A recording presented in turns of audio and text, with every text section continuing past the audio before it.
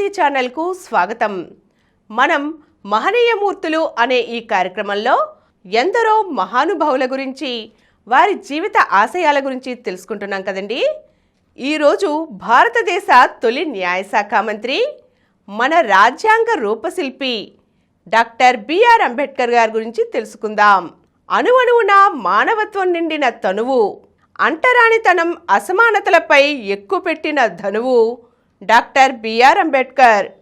మన భారతదేశ తొలి న్యాయశాఖ మంత్రిగా కుల మతాలకు అతీతమైన లౌకిక పాలనలో భారత ప్రజలందరూ జీవించాలని, కుల నిర్మూలన కోసం, అణగారిన వర్గాల సామాజిక ఆర్థిక సాధికారత కోసం, వారి హక్కుల సాధన కోసం అనవతరం కృషి చేసిన మేటి సంఘ సంస్కర్త డాక్టర్ బిఆర్ అంబేద్కర్.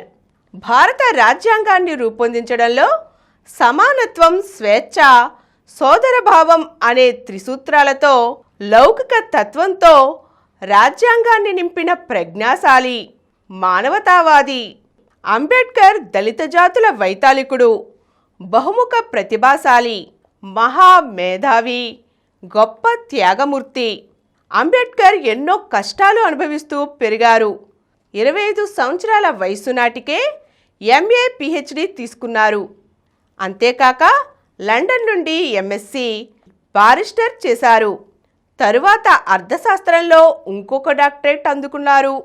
ఈనాటికి తక్కువ సమయంలో ఎక్కువ డిగ్రీలు పొందిన గౌరవం భారతదేశంలో ఒక్క అంబేద్కర్కే దక్కింది. అంబేద్కర్ గొప్పతనం చెప్పాలంటే, ఆయన తన కోసం కాక దళిత, అస్పృశ్య జాతుల విమోచన కొరకు జీవించారు. బహిష్కృత హితకారిణి సభను స్థాపించి ఎంతోమంది దళితుల్ని విద్యావంతులుగా చేశారు. వారికి ప్రత్యేక సదుపాయాలతో భారత రాజ్యాంగాన్ని తయారు చేశారు. సిద్ధార్థ కాలేజీ, మిలింద విశ్వవిద్యాలయం స్థాపించి విద్యారంగంలో అమోఘమైన సేవ చేశారు. ఆంగ్లంలో ఎన్నో గొప్ప గొప్ప గ్రంథాలు రచించారు. సరస్వతి విలాస్ అనే మాసపత్రికను నడిపారు. అంబేద్కర్ అస్పృశ్యుల పక్షాన నిలిచి ఉన్నత హిందూ కులస్తుల అక్రమాలకు, అన్యాయాలకు వ్యతిరేకంగా ఎన్నో పోరాటాలు చేశారు. ఆయన నడిపిన పోరాటాల్లోకెల్లా మహత్ పోరాటం విశిష్టమైనది. మహద్ అనే గ్రామంలో ఒకే ఒక చెరువు ఉంది. ఉన్నత జాతుల వారు ఆ నీటిని అస్పృశ్యులను త్రాగనిచ్చేవారు కాదు. అప్పుడు అంబేద్కర్ నాయకత్వంలో 10,000 మంది హరిజనులు ఆ చెరువు నీటిని త్రాగారు. విద్యార్థిగా అంబేద్కర్ ఎన్నో కష్టాలు పడ్డారు. సాటి విద్యార్థులంతా తరగతిలో బెంచీలపై కూర్చుంటే తాను తరగతి బయట గట్టి నేల మీద కూర్చోవలసి వచ్చేది. అతన్ని అంటరానివానిగా ఎంచి సంస్కృతం చదవరాదంటే గత్యంతరం లేక ఆయన స్కూల్లో పారసీ భాష చదివారు. అంబేద్కర్ సంస్కృత భాష చదివి వేదంగాల రహస్యాలను, పురోహితుల కుట్రలను తరువాత బయటపెట్టారు. అంతేకాక ఆయన హిందూ మత గ్రంథాలన్నీ చదివి హిందూ కోడ్ బిల్లు తయారు చేశారు. దీని ముఖ్య ఉద్దేశ్యం హిందూ వ్యక్తిగత చట్టాలను సంస్కరించడం, ఏకీకృతం చేయడం. ఈ బిల్లు మహిళలకు ఆస్తి, విడాకులు, వారసత్వం వంటి విషయాల్లో మెరుగైన హక్కులను ఇవ్వడం ద్వారా సాంప్రదాయ పితృస్వామ్య నిబంధనలను సవాలు చేసింది. సామాజిక మార్పు కోసం సంస్కరణ ఒక్కటే చాలదని, దానికి చట్టాలు తోడవ్వాలని విశ్వసించారు అంబేద్కర్. అయితే నేడు తమ రక్షణకు అంబేద్కరే ముఖ్య కారణమని బహుశా స్త్రీలకు తెలియకపోవచ్చు. ఎంతో శ్రమించి తయారు చేసిన హిందూ కోడ్ బిల్లును ఆనాటి నెహ్రూ ప్రభుత్వం పూర్తిగా అంగీకరించినందున అంబేద్కర్ తన న్యాయశాఖ మంత్రి పదవికి రాజీనామా ఇచ్చారు. ఈ సంఘటన ఆయన ఆత్మాభిమానం గల వ్యక్తిత్వానికి చక్కని తార్కాణం. స్త్రీలు సామాజికంగా, రాజకీయంగా ముందుకు రావాలి. వారి వల్ల జరిగే పనులు సమాజంలో చాలా ఉన్నాయి. వారి తోడ్పాటుతోనే సమాజం అభివృద్ధి చెందుతుంది అనేవారు అంబేద్కర్. ఈనాటి యువతరం ఆయన గురించి తెలుసుకోవలసింది ఎంతైనా ఉంది. ముఖ్యంగా దళిత యువతీ యువకులు అంబేద్కర్ను ఆదర్శంగా తీసుకోవాలి. ఆయన భావజాలాన్ని అర్థం చేసుకోవాలి. ప్రపంచంలో ఏ దేశంలోనూ లేని అంటరానితనం భారతదేశంలో ఇంకా అక్కడక్కడ కొనసాగడం దురదృష్టకరం. అంటరానితనానికి మూలం కుల వ్యవస్థ, కుల వ్యవస్థకు మూలం హిందూ మతం. ఈ మూడు కలిసిపోయి అవినాభావ సంబంధం కలిగి ఉంటాయి. కనుక హిందూ మతం నశిస్తే కానీ కుల వ్యవస్థ, అంటరానితనం నశించవు. హిందూ మతం వర్ణాశ్రమ ధర్మాలను ఆధారం చేసుకున్న నిరంకుశ బ్రాహ్మణ మతం. కనుక భారతదేశంలో అస్పృశ్యత పోవాలంటే హిందూ మతాన్ని నాశనం చేయాలన్న సూత్రాన్ని ప్రతిపాదించారు అంబేద్కర్. చివరకు 1956లో హిందూ మతాన్ని వదిలి బౌద్ధ మతం స్వీకరించారు. అందుకు కారణాలు చెప్పారు. ఆనాడు తనతో పాటు 5 లక్షల మంది దళితులు బౌద్ధ మతం స్వీకరించారు. ప్రపంచంలో ఇలాంటి సంఘటన మరెక్కడా జరగలేదు. అంబేద్కర్ తన దళిత జాతి పడే బాధలు ప్రత్యక్షంగా చూశారు, అనుభవించారు. వాళ్ళను చూస్తే చాలు అతని హృదయం కరిగిపోయేది, మాట గద్గదం అయ్యేది. ఒకానొక పీడిత జాతుల మహాసభలో ఆయన మాట్లాడుతూ, మీ దుఃఖపూరితమైన మాటలు విన్నా, దీనాతి దీనమైన మీ ముఖాలు చూసినా నా గుండె పగిలిపోతోంది. మీరు అనాదిగా నిట్టూరుస్తూనే ఉన్నారు. అయినా మీరు తప్పనిసరి అనుకొని మీ నిస్సహాయతను అంటిపెట్టుకోవడానికి సిగ్గుపడడం లేదు. నిజానికి ఉన్నత నిమ్న కులస్థలందరి మాదిరిగానే సమానంగా కూడు, గుడ్డ, ఇల్లు పొందడం మీ జన్మ హక్కని అన్నారు. అవి సాధించుకోవాలంటే రాజకీయ పోరాటమే శరణ్యం అని బోధించారు. మీ బానిసత్వాన్ని మీరే పోగొట్టుకోవాలి. బానిసత్వం పోవాలంటే దేవుని మీద కానీ, అతీంద్రియ మానవుని మీద కానీ ఆధారపడకండి. మీ విమోచన రాజకీయ శక్తితోనే సాధించుకోవాలి. తీర్థయాత్రల వల్ల, ఉపవాసాల వల్ల ఇది సాధ్యం కాదు అన్నారు. అంబేద్కర్ కులవర్ణ వ్యవస్థ నిర్మూలన కంచం పొత్తు, మంచం పొత్తు ద్వారా జరగదు. కులవర్ణ వ్యవస్థ సమస్యకి అంతర్విందులు జరుపుకోవడం, అంతర్వివాహాలు చేసుకోవడం పరిష్కారం కాదు. కుల నిర్మూలన చెయ్యాలనుకున్న వాళ్ళు ముందుగా చెయ్యవలసింది ఈ కుల వర్ణ వ్యవస్థను సృష్టించిన హిందూ త్రివర్ణ నిర్మూలనే అన్నారు. హిందూ త్రివర్ణాలంటే బ్రాహ్మణ వర్గం, క్షత్రియ వర్గం, వైశ్య వర్గం. ఈ 3 వర్గాలు, ఈ త్రివర్ణాలదే త్రివర్ణ పథకం అని అంబేద్కర్ తన రచనలలో సూత్రీకరించారు. అంటరాని కులాలకు అసలైన శత్రువు కేవలం బ్రాహ్మణ వర్గం మాత్రమే కాదని, మొత్తం త్రివర్ణ హిందూ కూటమి, వారి శాస్త్రాలన్నీ కూడా బహుజనుల ఉమ్మడి శత్రువుగా అంబేద్కర్ గుర్తించారు. ఇక్కడ శాస్త్రాలు అంటే వేదాలు, ఉపనిషత్తులు, స్మృతులు, పురాణాలు, భారత రామాయణాలు మొదలగునవి. 1936లో గాంధీ గారు హరిజన్ పత్రికలో వర్ణాశ్రమ ధర్మాల గురించి, కులం గురించి, హిందూ మతం గురించి ఒక వ్యాసం వ్రాసారు. అందులో అంబేద్కర్ భావాలను ఘాటుగా విమర్శించారు. ఆయనకు జవాబుగా తరువాత అంబేద్కర్ ప్రసంగించారు. హిందువులను శిథిలం చేసేది వర్ణమే. హిందూ సమాజాన్ని ఆర్య సమాజంలా గుణవర్ణ వ్యవస్థగా పునర్వ్యవస్థీకరించడం అసాధ్యం. జ్ఞానం సంపాదించుకునే అవకాశం లేకుండా చేయడం ద్వారా ప్రజలను హీనపరచడం, ఆయుధాలు ధరించే హక్కు లేకుండా చేయడం ద్వారా ప్రజలను బలహీనపరచడం వర్ణ వ్యవస్థ స్వభావం. కాబట్టి గుణవర్ణ వ్యవస్థగా హిందూ సమాజాన్ని పునర్వ్యవస్థీకరించడం అంతే హానికరం. స్వేచ్ఛ, సమానత్వం, పౌరసత్వం, సోదరత్వం ఆదర్శాల ప్రాతిపదికగా హిందూ సమాజాన్ని పునర్వ్యవస్థీకరించాలి. హిందూ మతం ముసుగు వేసుకున్న త్రివర్ణ కూటమిని నిర్మూలన చెయ్యనిదే ఈ లక్ష్యాన్ని సాధించలేం. శాస్త్రాల పవిత్ర అధికారాన్ని ధ్వంసం చేయడం ద్వారా మాత్రమే వర్ణ నిర్మూలన సాధ్యమవుతుంది అన్నారు. తనకంటే పైన తన నెత్తిన ఒక అగ్రవర్ణం వాడు ఉన్నాడనే స్పృహే కింది కులస్థుడికి నరకం. వర్ణ సంబంధాలతో, కుల సంబంధాలతో ఉన్న సమాజం తప్పుడు సంబంధాల సమాజం.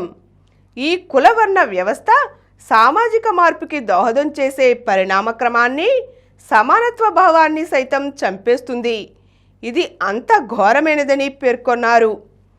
అంబేద్కర్ త్రివర్ణ హిందువులు ప్రబోధించే తప్పుడు సంస్కరణల మీద, తప్పుడు ఆదర్శాల మీద యుద్ధం చేశారు.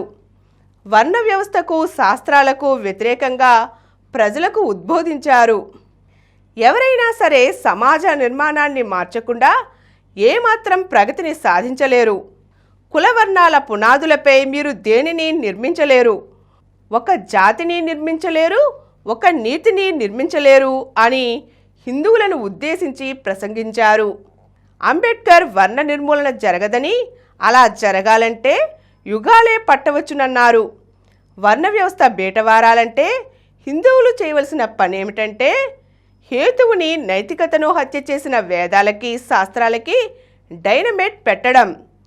శృతి స్మృతులకు చెందిన ఈ హిందూ మతాన్ని నిర్మూలించడమని వర్ణ నిర్మూలనా దృక్పథాన్ని ప్రకటించారు.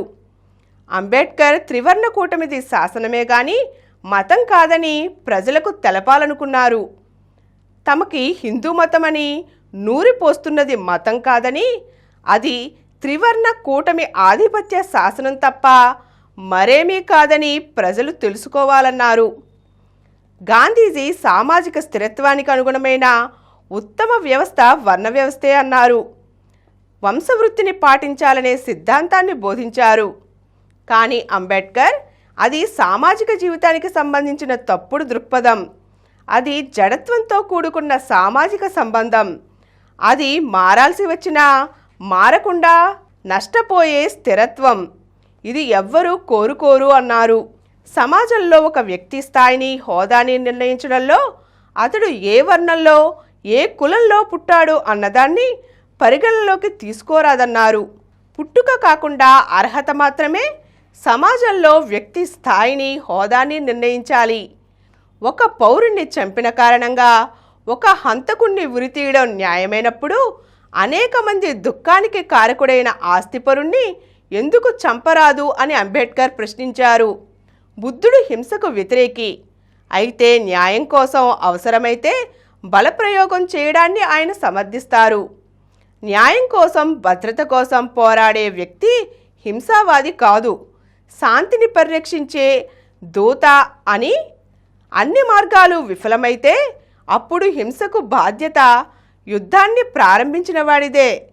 దుష్టశక్తులకు ఎవ్వరూ లొంగిపోరాదు. యుద్ధం జరగవచ్చు, అది స్వార్థ ప్రయోజనాల కోసం జరగరాదు అంటారు అంబేద్కర్. సమాజాన్ని మార్చే ఒక శక్తిగా హింసను ఆహ్వానిస్తాను, ఒక వాదంగా దాన్ని తిరస్కరిస్తాను. అన్ని సమస్యలకు పరిష్కారం హింసేనని చెప్పటం హింసావాదం అని అంబేద్కర్ ఉద్ఘాటించారు. దాన్ని తిరస్కరించారు. పార్లమెంటరీ ప్రభుత్వంలో కూడా స్వేచ్ఛ లేదు. ఎందుకంటే చట్టం అంటేనే స్వేచ్ఛారాహిత్యం. అయితే ఇందులో చట్టాన్ని సమ్మతించడం నీ బాధ్యత, దాన్ని విమర్శించడం నీ హక్కు. నియంతృత్వంలో చట్టాన్ని శిరసావహించే బాధ్యత తప్ప దాన్ని విమర్శించే హక్కు ఉండదు అంటూ నియంతృత్వాన్ని వ్యతిరేకించారు. వెనుకబడిన దేశాల్లో రష్యన్ నియంతృత్వం మంచిదే, అయితే నియంతృత్వం శాశ్వతంగా ఉండాలని వాదించడం మంచిది కాదు. రష్యన్ విప్లవం సమానత్వ సాధనకు ఉద్దేశించింది. సమానత్వాన్ని సాధించడంలో స్వేచ్ఛ, సౌభ్రాతృత్వాలకు త్యాగం చేయడాన్ని సమ్మతించలేం. స్వేచ్ఛ, సౌభ్రాతృత్వాలు లేకుండా సమానత్వానికి విలువ లేదు. బుద్ధుని మార్గంలో మాత్రమే ఈ మూడు నిలబడగలవు. కమ్యూనిజం ఒక్కటి మాత్రం ఇవ్వగలదు, అన్నిటినీ ఇవ్వజాలదు అన్నారు అంబేద్కర్. అంబేద్కర్ ప్రధాన శత్రువులైన క్యాపిటలిజానికి, బ్రాహ్మణిజానికి వ్యతిరేకంగా పోరాడాలన్నారు. విప్లవానికి ముందు, తరువాత కూడా కుల నిర్మూలన ఉద్యమాన్ని శక్తివంతంగా నిర్వహించాలన్నారు. ఈ దేశంలోని శ్రామిక వర్గానికి శత్రువులు 1 బ్రాహ్మణీయత, 2 రాచరిక వ్యవస్థ. బ్రాహ్మణీయత అంటే సమానత్వం, సౌభ్రాతృత్వం, స్వతంత్రత అనే వాటికి వ్యతిరేకంగా ఉన్న వ్యవస్థ. దళిత సమస్య పరిష్కారానికి దళితులు రాజ్యాధికారాన్ని కైవసం చేసుకోవాలి. దళిత సమస్య ప్రధానంగా రాజకీయ సమస్య. రాజ్యాధికారం హస్తగతం చేసుకోకుండా దళితులు ఎదుర్కొనే ఏ ఒక్క మౌలిక సమస్య పరిష్కారం కాదు. నా ప్రజలు పాలితులుగాక పాలకులు కావాలి. నా ప్రజలే ఈ దేశంలో నిజమైన సోషలిజాన్ని స్థాపిస్తారు అని అంబేద్కర్ సోషలిజాన్ని కోరుకున్నారు, ప్రబోధించారు. కులం పేరిట, మతం పేరిట ప్రచారంలోకి వచ్చిన మూఢాచారాలను అంబేద్కర్ ద్వేషించారు. ఏ విషయాన్నైనా ఎవరైనా సరే గుడ్డిగా అనుసరించకుండా ప్రతి విషయాన్ని తర్కించి సొంత అనుభవంతోనే నమ్మాలన్నారు. మతం మనిషి కోసం ఏర్పడింది కానీ మనిషి మతం కోసం కాదు. మతం పేదరికాన్ని సమర్థించి శ్లాఘించకూడదు. ఈ విధానం వల్లనే అందరికీ సమాన అవకాశాలు లేకుండా పోయాయి.